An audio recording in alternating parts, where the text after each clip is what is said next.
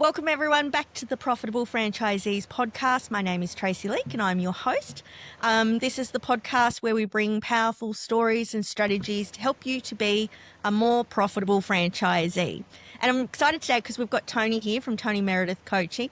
Tony is also a business coach and he also has understanding in the franchise industry. He does a lot of work with a couple of the different divisions of the gyms group. He also does work with a lot of the local guys. And today we're talking about sales, and this is something that Tony excels at and probably a bit more of a weaker area for me. So I'm excited to hear what Tony has to say as well and what we can learn from it. So first of all, welcome Tony to the podcast. So glad you could join us today. Well, thank you for the opportunity, Tracey. What an absolute thrill to be able to share with your audience. Absolutely. So let's dive right in. We both know, as coaches working with business owners, we know the most powerful key driver in a business that you can change is conversion rate. Because if you double your conversion rate, you're basically doubling your profit. And the other reason I like conversion rate is it's also the easiest and cheapest thing to fix, because you're already in front of someone. It's just how do you sell better? So to get us started, that conversion rate of taking a person from a lead to an actual customer, what are your basic thoughts around sales? What sort of philosophy or thought pattern do you come from when you start to approach sales? Yeah, absolutely. So firstly, from a philosophy point of view, sales cures all. And assuming or providing that they're profitable sales, then that's the key. And you think about the businesses that sadly within those first few years of operation, they typically close down. They close down. One of the key reasons is because they don't have enough revenue, right? There's not enough demand. And so how do we go and increase the demand? But then also once we've got that demand, how do we go and close on that particular sale? So sales cures all. From a sales point of view, there are only 4 ways that any business in the world can grow sales. And so if I just go through them, so the first one is what I call increased basket size. So increased basket size was famous with McDonald's. You go into McDonald's many years ago and you go in and ask for a burger, and what would they say to you? They would say, would you like fries with that? Would you like a Coke with that? And so you go in there to spend your $5 or whatever dollars it used to be. It's a bit more now. But then you'd walk out, instead of spending $5, you'd walk out maybe spending $8 or $9. So increasing basket size is about how do I go and put more products in the basket? Regardless of what my franchise is, I'm looking to sell more to that particular prospect or that customer. The second way to increase sales is what I call increase average sale price. So that's in the model where you're selling a good, better, and a best product. How do I go and sell the best product? And what are the things that I can do to promote and amplify the value? What tends to happen is a lot of us are a bit lazy and we sell the cheapest. We sell on price, as opposed to, no, let's sell the more expensive, but let's give a reason as to why it's priced as it is. So the second is increase the average sale price. The third, Trace, and you sort of touched on it in your intro, was increase frequency. So if someone's using your services, your product, perhaps once a year, and now all of a sudden they use your service or product twice a year, you've effectively doubled the transaction with that particular prospect or that particular customer. So increase frequency. And the fourth way that any business can grow sales is with new customers.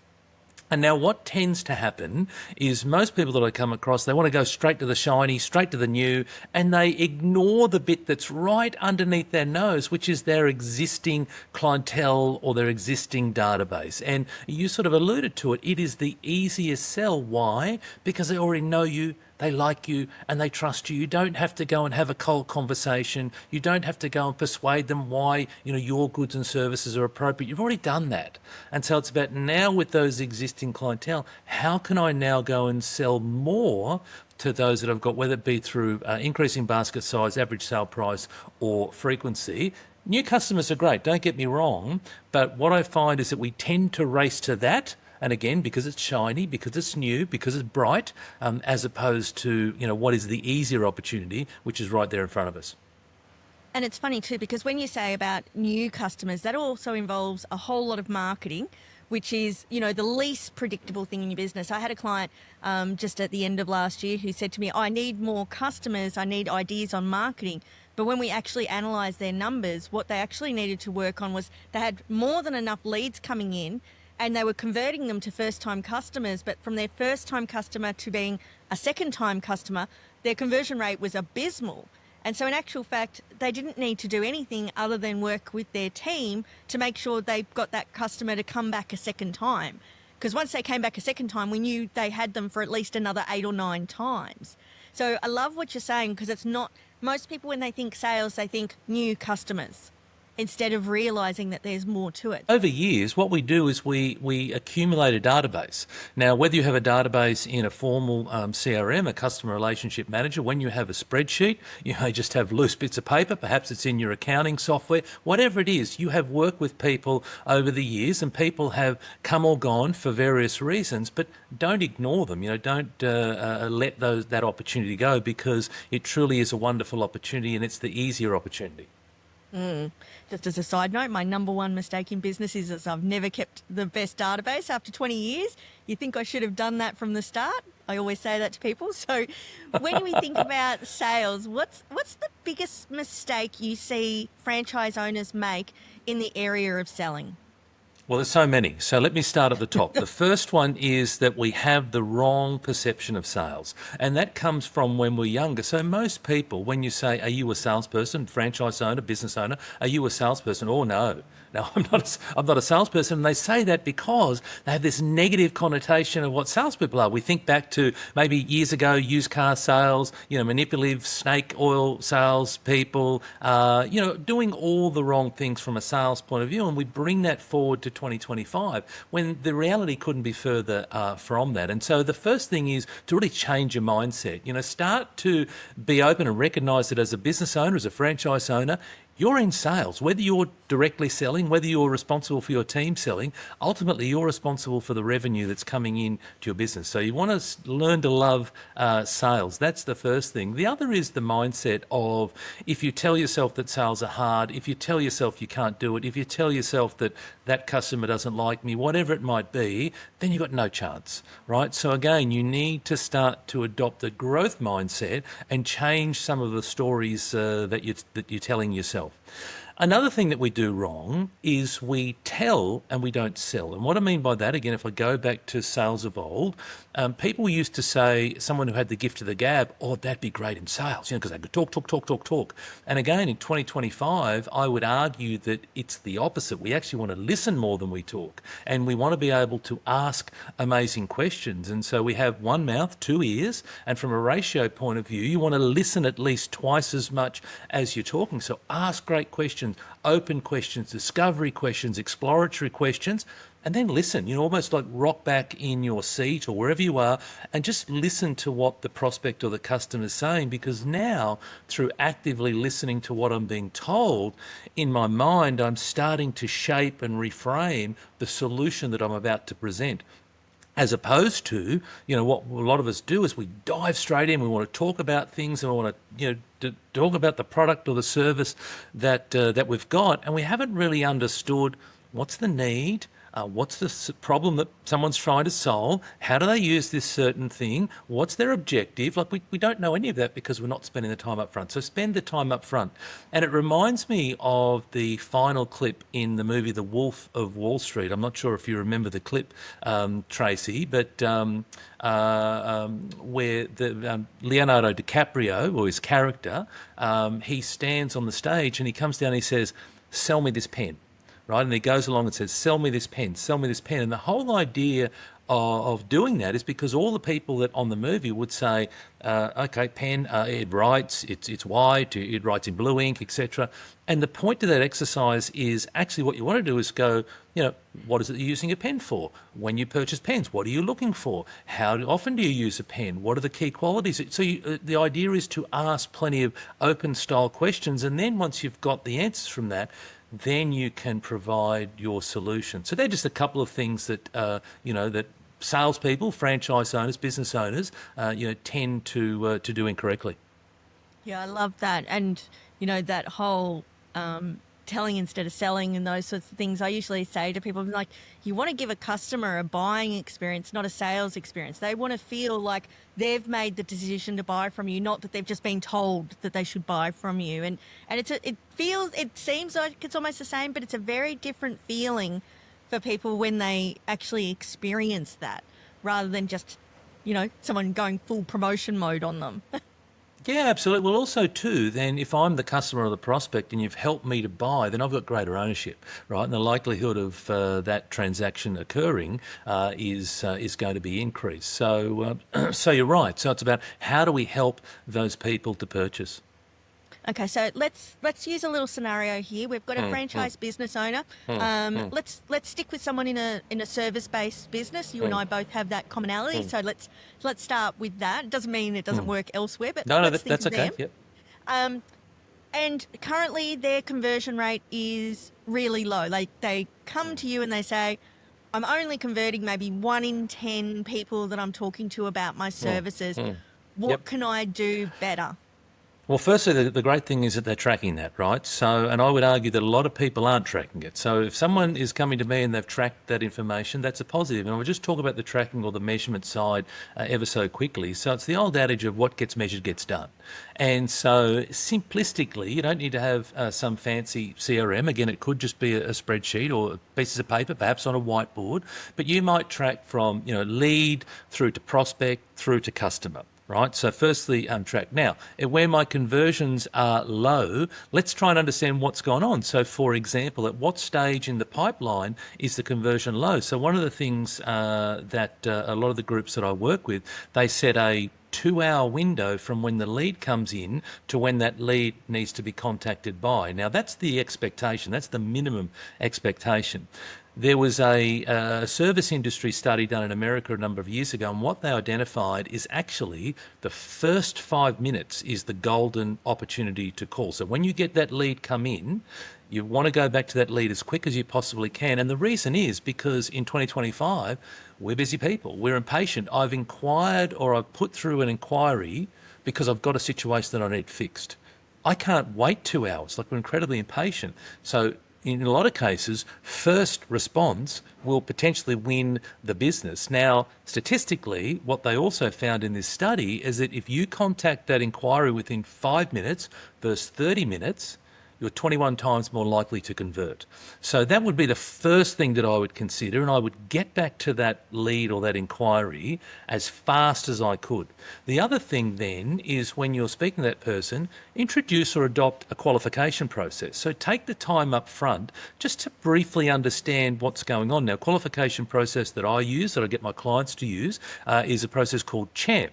Now, it's not my process, it's across the internet, but it stands for CH, which is challenges, needs, what's the problem, what's the situation that's going on for that prospect. The A is for authority. Who is the decision maker? Is the person I'm talking to the decision maker, or am I talking to someone else, perhaps an employee? And if I'm talking to someone else, that's okay, but ultimately I want to be talking to the decision maker. The M is for money. Budget. Let's have that conversation. Let's manage expectations right up front. And the P is for priority. When? When do you want this thing done? Do you need it done today, tomorrow, next week, next month, next 6 months? And so I'd say adopt a qualification process to start to go through and figure out who are the genuine people we want to talk to and who are those people that perhaps now mightn't be the right time, perhaps budgetary wise they might have been thinking about something else. Now, if it's a budgetary issue, that doesn't mean that we let them go, because we just want to focus on amplifying our value. But it's important to just have a qualification process early on, because I find that we spend a lot of time with people where it's probably never going to eventuate into a sale anyway, but yet we're living in hope. Oh my gosh, I haven't had a lead for a while, I'm going to make sure this lead is the one that works, and it doesn't work out that way. So that's a qualification process. Then we want to start to go, and I touched on it earlier, one of these, two of these, and really start to ask plenty of great discovery questions. Don't race in, don't be tempted to dive in and provide your solution. Just sit back and listen. And so it's about going through a sales process. The first thing in the sales process is around, apart from the obvious ones around, being a bubbly, bright, effervescent, optimistic, happy, cheerful. Because if you can't be that about your product, then you got zero chance, right? But then we move into, again, the objectives. What are the objectives? What are the things we're trying to accomplish? Solutions. What are some of the solutions? What have you tried previously, Mr. or Mrs. Prospect, to figure that thing out? How did it go? Why, if it didn't work, why didn't it work? So again, I'm spending a lot of time on those exploratory style questions. At some stage, if you've gone through, if you go through the solutions well, hopefully you don't have a lot of objections. If you haven't gone through the solutions well, then you're probably going to have a lot of objections, right? So then I'm going to have to be able to handle the various objections. Hey, you're too expensive. Now is not the right time. I've got to go and speak to my partner. All these objections, and quite often the objections that you hear are not necessarily the real objections, but they're an objection nonetheless. Then we've got to go and close. We work our way through the objection. We want to close. Now, I've worked, whether it be in this capacity for the last 7 years, whether it be in my prior employment, working for various multinationals, even experienced salespeople struggle to close. And they struggle to close because they're fearful of being rejected. So what I would rather do is I would rather not know if you're going to move ahead with me and think in my mind that you might be moving ahead with me, as opposed to asking you and for you telling me no, which is just sheer madness, quite frankly. But nonetheless, this is what happens. And so we're fearful of, being faced with rejection. And so we don't close properly. And so then once we've closed, then obviously go and follow through on the things that we said. And it's a case of under promise and always over deliver. Yeah, isn't it funny when you talk about that close? I often talk about if you've actually done everything right up until that point, it's as easy as just saying to someone, so how does that all sound to you? It doesn't have to be a precise, hold my pen here, say these exact words. If you've actually had a good conversation and built rapport, it should be as simple. And if they say, oh, I don't think if it's right for me, you can then ask a better question, what's holding you back? How do people get around that rejection piece in their mind? You said earlier, like people, and I hear that all the time, people immediately think, if I'm selling, I'm like a used car salesperson. How do you help people switch that mindset to understand what they have actually got potentially to offer that person? Yeah, look, focus on what you want. Focus on the thing that you want. When your goal is bigger than your fear, then you'll work your way through it. You'll figure it out a way, whether you go over, around, through, you'll figure a way out through that. And so, but the problem is that a lot of us get caught there, and it's not just like people in franchising, it's in life. It's fear is the big thing that holds us back and prevents us from achieving, whatever the greatness is that is destined for us. And so, it's about firstly focusing on your goal and amplifying the importance of that goal. The next is to lean into things that scare you. Like the only thing that is going to help you be better at selling is having a go at selling. Like you can read all the books, you can, come to courses, you can watch YouTube clips, but it's not until you get on the field and you play the game that you actually put yourself through the rigors of selling. And then it's about getting to the end of that, whether you've won, drawn or lost, it's a case of then analysing, what did I do? And I have what I call my 2 universal questions, Tracey, which is firstly, what went well? So what are the great things that I did? So I might get to the end of a sales call and regardless of the result, I say, well, what did I do well? Well, I was really happy with the way that I opened, or geez, I asked some really great questions there. The second question I want to then ask myself is, what can I do differently? So what are the things that as I move forward into my next sales call, what are the things that I'd like to be doing differently? So when I'm in that situation again, I've already started to think about how I would behave differently, so then it doesn't feel as foreign. But that doesn't mean that it still won't feel a little bit foreign. I've got to keep going and going and going. And, the most successful people in selling, in business, in life, are those that are consistent. Those that are just consistent with the thing that they do. They don't have to be flashy. It's a bit like the fable of the tortoise and the hare. Don't have to be flashy like the hare and, zig-zag and whatnot. Tortoise, slow and steady wins the race. So be consistent with what it is that you're trying to accomplish. But the way that you get consistency, it's the discipline of, but again, your goal needs to be big enough. Your reason for doing it needs to be big enough. Otherwise, if it's not, then you're going to shy away.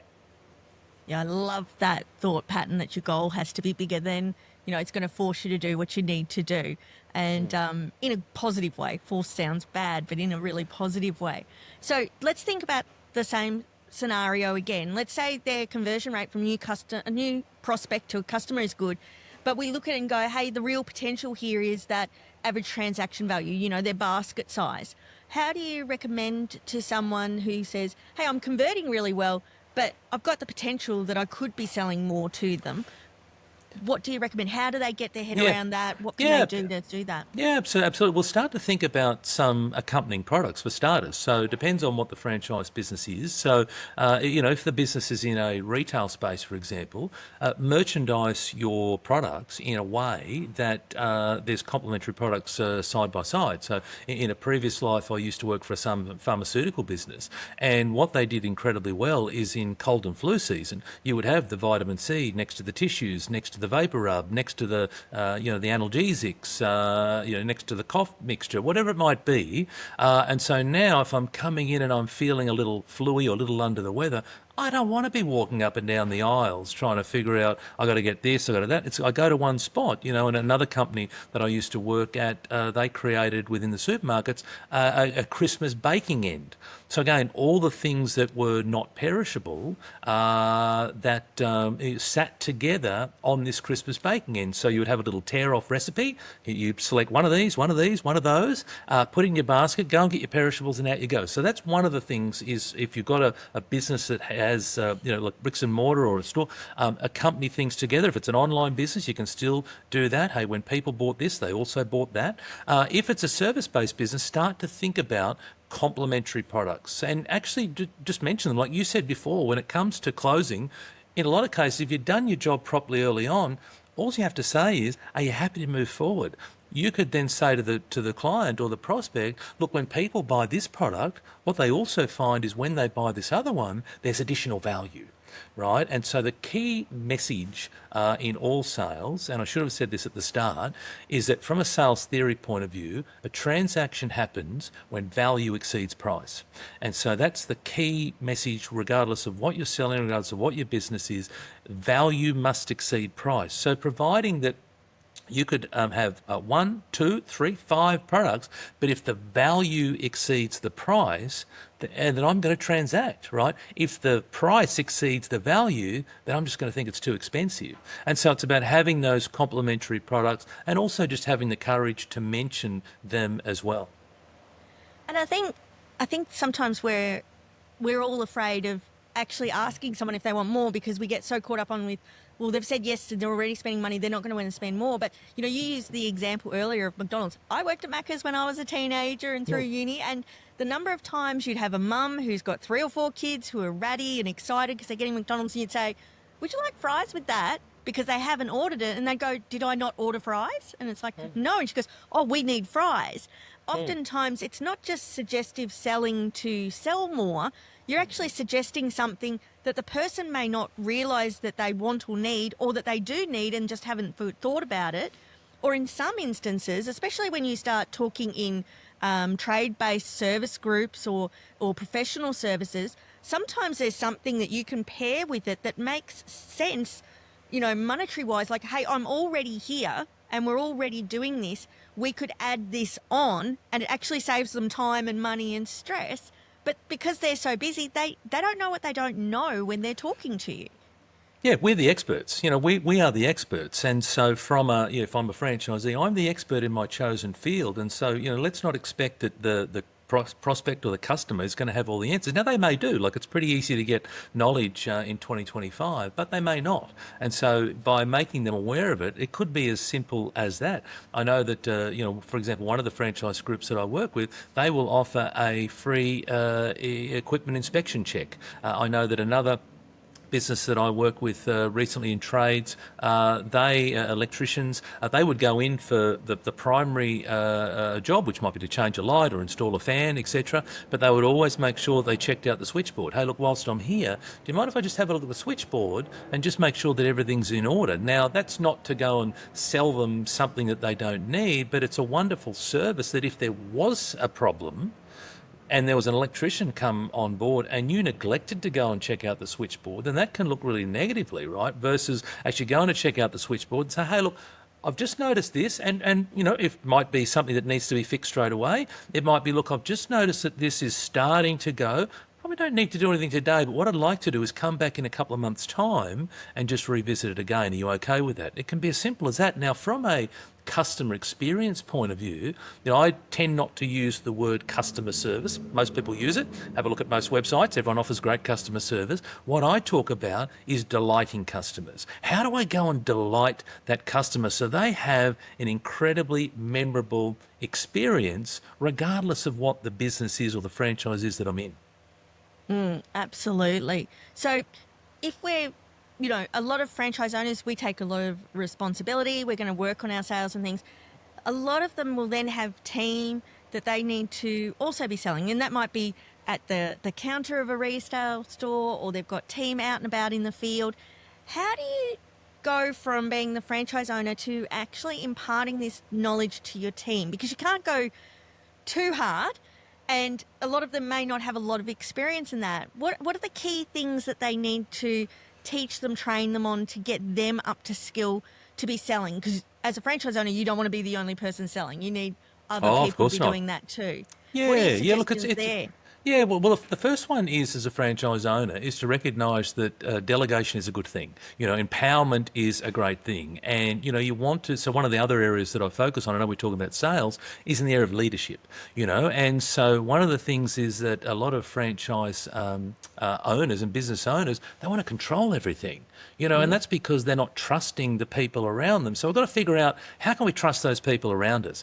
Like you said, you don't want to overload or overwhelm the staff, but let's break things down. So now as a franchise owner, if you go through a particular sales process, if that sales process works, we want to start to get it out of your head. One of the key things, because a lot of us have stuff in our head, I just do it. That's how I've done it for the last 5 years. Well, we want to be able to tease that out and start to break it down into steps. What are the things that you do? What are the types of questions that you ask? Perhaps it might be something in relation to like personality profile and recognising, well, look, if someone is operating or behaving in this particular way, they might be a direct person. They don't want to hear about the footy. They don't want to have a chat about what you did on the weekend. They've come in, they want to get whatever they need, and they want to get out and get on with their day. There might be someone else who's incredibly sociable and amiable and wants to chat. And again, going back to my time in the pharmaceutical business, I know that a lot of pharmacists, would have, Mrs. Jones or Mrs. Smith, they'd be in there on Monday morning because they would, yes, they get a script filled, but they would love to sit around and have a chat to the pharmacy owner. So, but it's about firstly recognising that we want delegation. Empowerment is amazing for our team. Because it engages the team. Right? If I'm an employee and I'm just simply, being told to do this, or my boss keeps overriding the things that I do, I don't feel very good, right? But if you spend the time to be clear with me, so clarity is a big one, provide me some training support, proficiency is another one, so break down the steps that you're doing. Be patient with these people. It might be create a script, like specifically, what are you saying? When someone walks up to the counter, when you go into someone's backyard to assess their pool or to assess their lawn or whatever it might be, what specifically are you saying? And constantly work with that person. Spend the time on getting that person up to speed. Now, the reality is that most people, when I say that to them initially, they'll say, but Tony, it's far quicker if I do it myself. Right? It's far quicker if I do it myself. And I will always say, you're right. If you think about right now, today, yes, you are the fastest at it. But do you want to be the fastest at it? Do you want to always do this particular task? Or would you like to have people around you that are doing that thing for them? And would you be okay if we work through a period of a couple of weeks or maybe a month or whatever it is to start to transition and get people up to speed? Right, so that's the spending time investing in our staff, because truly you will get out of it what you put into it. If you have the approach of, I don't trust my staff, and it's not that people will overtly say I don't trust my staff, but their actions will indicate to me that they don't trust their staff, and those actions are micromanaging, controlling everything, not letting the reins go. That says to me that you're not trusting of your people. I as a thing, I often will. You said it earlier. If you love your product or your service, then it's much easier to do it. I often get franchise owners to take their team and say to them, say we're in a retail store, say to them, go and find your favourite product. And so they'll go find their favourite product. They bring it back. We go, okay, now as a group, let's all talk about why that's your favorite product. And they get excited and they don't realize that they're actually talking about what it is. And it's a really good little introduction to get them to go, oh, actually, this wasn't all that hard. I just got excited about something. We're all like, oh, the number of times I've sat there and gone, I think I need that, even though I don't, of where they're at. Yeah. Do you have any Product little tips? product knowledge is one of the big reasons that we struggle in sales. And again, if I think about a lot of retail environments, or also in in service based businesses where they've got the value add of retail style products. Not having the product knowledge will then lead me to not have the confidence, which then means that I won't say anything about it. So what I say to people is, if you've got a large portfolio of products, start small. Right, start small. So I call it my plus one. So go back to the example I used with the electrical company just a moment ago. We're going in for one thing, and the plus one for that particular month was switchboards, right? And so we had this entire integrated program around switchboards. So, for example, that involved product knowledge on switchboards, that involved training on switchboards, that involved an incentive on the number of switchboards that you sell, right? That involved a marketing program out to our clientele on switchboards, that involved social media posts on switchboards. So everything that company did for that month was on switchboards. And then the next month, they switch it to something else, right? And then the next month after that, you switch it to something else. So the integrated program is, whether it be my marketing, whether it be my internal messaging, my training, incentives, etc., is all around that one thing. So even though I'm going out for whatever the customer has or the prospect has requested me to go for, I'm adopting my plus one strategy, which is, what's that one extra thing? And over the course of 6 months' time, well, now in 6 months' time, if I have a plus one every month, I've now learned 6 new things. And if I have a plus one for a year, that's now 12 new things. Right. And so that's one approach. I like your approach as well, which is, all of us have our own little areas of expertise. And so, perhaps you, Tracey, you can focus on this particular area over here, but I'm going to focus on this area. And maybe we do, what's like a lunch and learn. Maybe we come together and we have a lunch, and this week you're going to talk about the areas that you like, and next we're going to talk about the areas that I like. So that could be something else. But again, we want to have that product knowledge to increase our level of confidence. But then also beyond that, it's not just the product knowledge, it's the, how do I now go and sell this in? Because I can know all about the features of a particular product, but that doesn't necessarily mean that I'm going to be great at sales. So ultimately, it's not just the features, it's what are the benefits of that? Like, why is that important? And the question that I get my clients to ask is, well, when they say a particular feature, it's like, well, so what? Like, what does that actually mean? So I ask, so what? Now all of a sudden I've got a feature, benefit, and so what? I'm now starting to get out of myself, so the reason that's the difference that particular product could make. Yes, it's got a particular feature, but it actually purifies my air, reduces my my energy consumption, whatever it might be. There are all these other benefits that come as a result of it. What I'm hearing underneath everything you're saying is basically have a plan to train your team around this. Don't just sort of ad hoc go hope and pray that it's going to happen. Actually have a bit of a strategic plan about how to help your team around sales. Well, it's the old adage, Tracey, of if you fail to plan, you plan to fail, and so having no plan, and a lot of people just go and wing it, well, you're going to get out of things what you put into them. And sales is very much like acting, in the sense of that it's learning the script.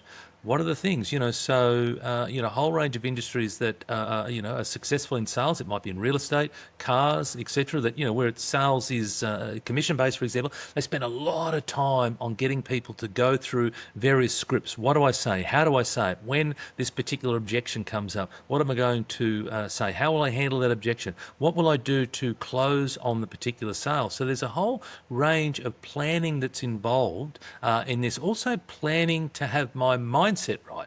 I touched on it briefly earlier, but the single biggest determining factor in your success as a salesperson, as a business person, as a franchise owner, is your mindset. Like, if your mindset is not where it needs to be, then it won't work. And what I mean by that is, not everything goes to plan. Like, I've been doing this for 7 years. Well, when I first started, no one told me about this thing called COVID. I don't think anyone knew about this thing called COVID, right? And so, for me, and I know that a lot of businesses were hurting during COVID, But for me, I had a growth mindset and I had to figure the thing out. My favourite 5-word phrase is, what else can I do? So in life, in business, you're always going to hit a roadblock.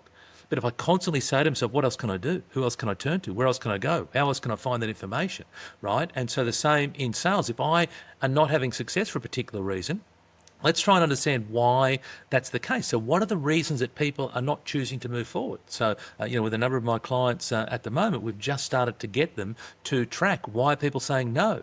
Now that we're starting to build a little bit of a graph or a little bit of picture around, well, these are the reasons that people are saying no. So, for example, one of the reasons at the moment is around finance, right? Great. Well, let's now start to come up with a finance option. And so what they've gone and done is they've now introduced a vendor finance component, right? So the prospect needs to come up a certain way, but then the franchise owner or the divisional will then introduce some vendor finance to help them get the finish of the way. And obviously what that means is they'll pay them back as a trail over a period of time. Now that came from us researching why people are saying no. And then we go, okay, well, if that's the thing that's coming up, we got to figure this thing out. What else can we do? And that's what we came up with.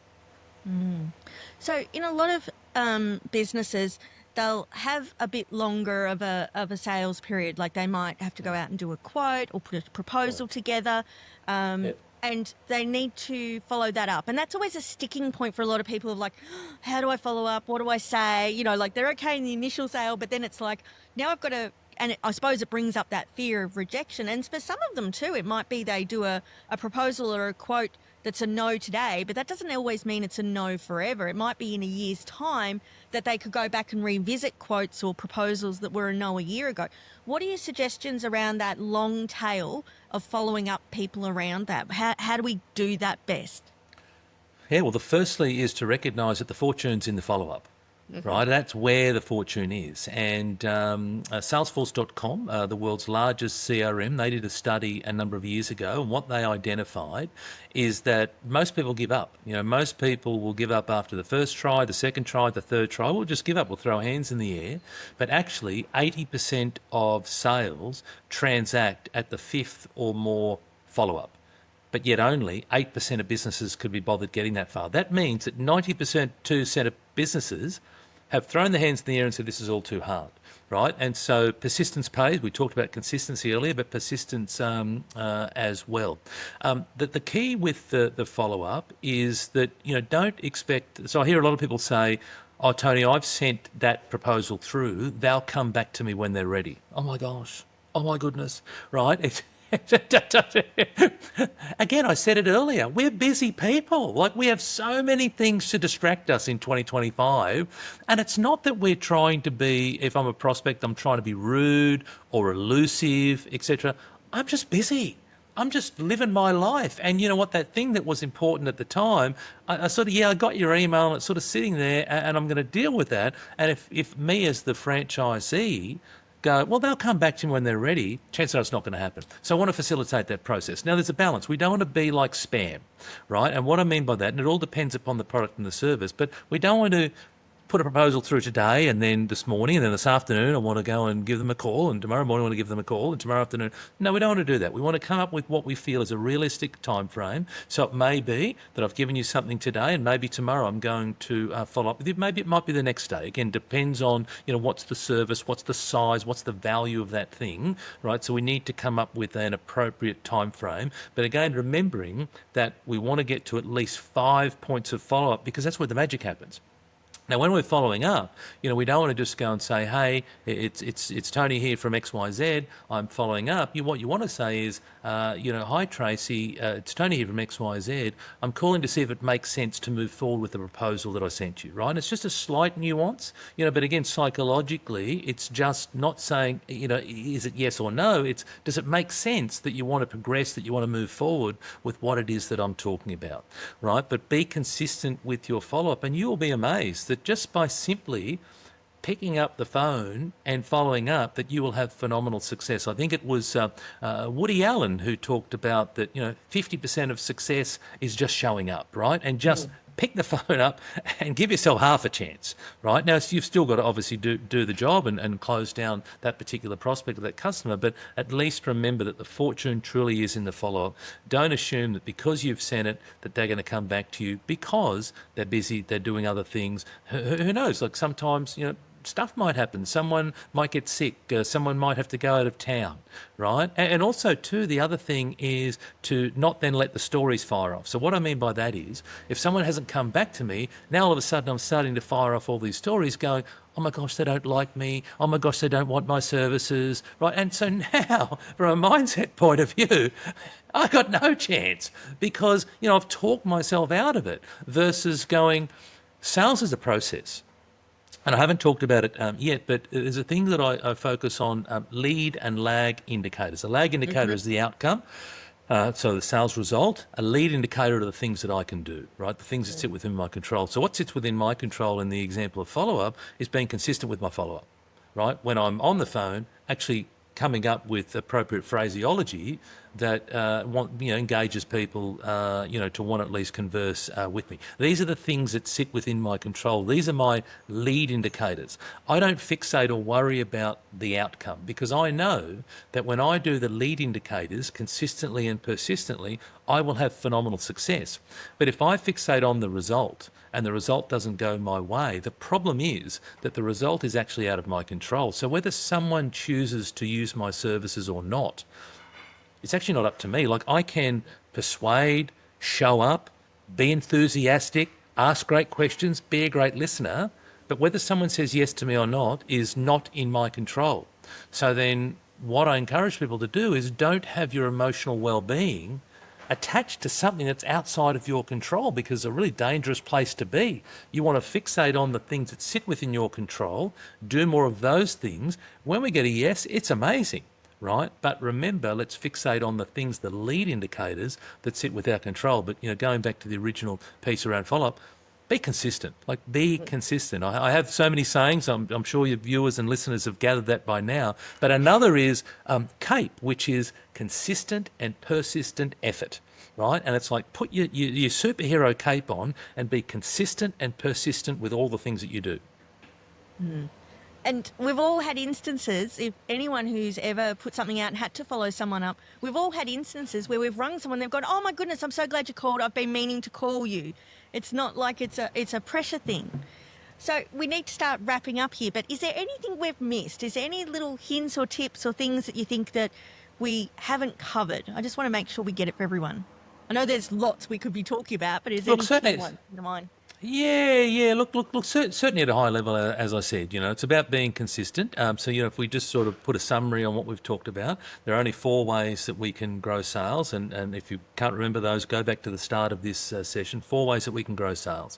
Sales is a process, so create for yourself a little process.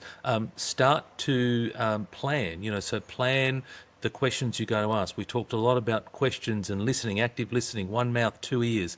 Plan the questions you're going to ask. Plan the way in which you'll respond to an objection when someone says to you that, hey, that's too expensive, or hey, I need to talk to my partner, or whatever it is. What are the things that you're going to say to that? Plan to get your mindset right. I learned this. So I'm an ex-McDonald's employee as well, Tracey. And one of the things that I learned early on in McDonald's was that you may have a bad experience with a customer. They may have had, hair on their burger or whatever it might be. But the next customer in line, they don't care about that. They've come here to spend their hard-earned money with you. They've been saving up all week, and it's a real treat. And they've got their family. It's a real highlight for them. And so whatever's happened a moment ago, it doesn't matter because that's with someone else. What we need to do now is we need to switch on and we need to delight that particular customer. And again, I'm very deliberate and intentional with using that. I've got to think about how can I delight that person so they have the most wonderful experience, A, because I want them to come back, but B, I want them at barbecues to tell all their friends, right? And so that's important as well. Consistency and, the fortune is in the follow-up. It truly is. And lastly, sales cures all. Like get out there, like sales doesn't need to be as difficult as we make it, right? We need to change and reframe the stories we're telling ourselves. Sales is a great thing because why? Because I'm here to help someone. I'm here to add value. I'm here to make their life easier, right? That feels wonderful. So rather than thinking, oh my gosh, I'm going to sell them something they don't want, I'm going to flog them something they don't want.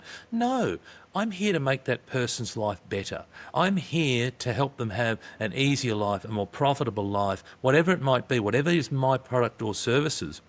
Start to think about I'm here to help them as opposed to I feel like an imposition, I'm here to flog them some stuff. Well, you have been a delight to chat with today, so I'm sure you've given Thank you. all of our listeners a delightful experience. I've found it extremely easy to chat to you today. I'm going to put all of Tony's details into the show notes, so if you want to reach out to Tony, he of course can speak at conferences, do workshops, trainings and coaching, so reach out to him, or if you're listening and you go, we need Tony speaking at our next conference, then talk to your franchisor and flick them this episode so that they can hear what Tony's got to share, which I think will help not just you, but the rest of the franchisees in your group. As always, make sure if this is the first time you're listening to the Profitable Franchisees podcast, go back and listen to some of the other episodes. We're getting lots of great feedback. If you think you should be on the podcast, then reach out to me. Just go to my website at traceyleak.com and you can submit to be a guest. But once again, Tony, thank you so much for taking the time and sharing with us today. There were so many valuable tips in there. A couple of things that I'm going to totally R&D, which you haven't worked out yet, means rip off and deliver. You had some key little things in there that were just great sayings Good. that I think will help more franchise business owners to feel comfortable around sales and to help more customers to get what they actually need and that value. So again, thank you so much for joining us. Thank you, Tracy.